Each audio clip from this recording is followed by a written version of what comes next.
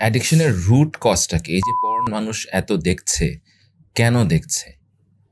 অনেকগুলো কারণ রয়েছে। আমি খুব অল্প করে মেইন পয়েন্টগুলো বলার চেষ্টা করব। প্রথমে আমাদের যেটা বুঝতে হবে, যেটা একটা ব্রেইন ডিজিজ। আমি একসময় পর্ন দেখতে দেখতে এটা ব্রেইনে কিন্তু সিগনিফিকেন্ট চেঞ্জেস নিয়ে আসে। হিপোক্যাম্পাস মেমোরিটা স্টোর করে, নিউক্লিয়াস অ্যাকাম্বান্স যেটা আমাদের রিওয়ার্ড সেন্টার, সেটা আমাদের ডিজায়ার পাথওয়েকে অ্যাক্টিভেট করে। ডোপামিন আবার সেই অ্যাক্টিভেশনকে ফুয়েল দেয়। অ্যাড্রেনালিন আমাদের অ্যাক্টিভিটি বাড়ায়, মুভমেন্টকে মানে স্টিমুলেট করে। সবকিছু মিলেই আসলে এটা একটা ব্রেইন ডিজিজ হয়ে যায়। এটা একটা ক্রনিক রিল্যাপসিং ব্রেইন ডিজিজ।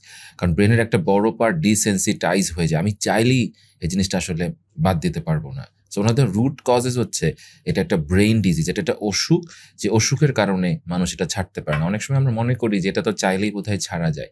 আর যখন আমরা এটা বুঝবো যে আমি একটা অসুখে ভুগছি, আমি নিজেও নিজের প্রতি একটু এমপ্যাথেটিক হব, এবং আমি যাকে শুনবো যে পর্ন দেখছে তার প্রতিও আমি একটু এমপ্যাথেটিক হব।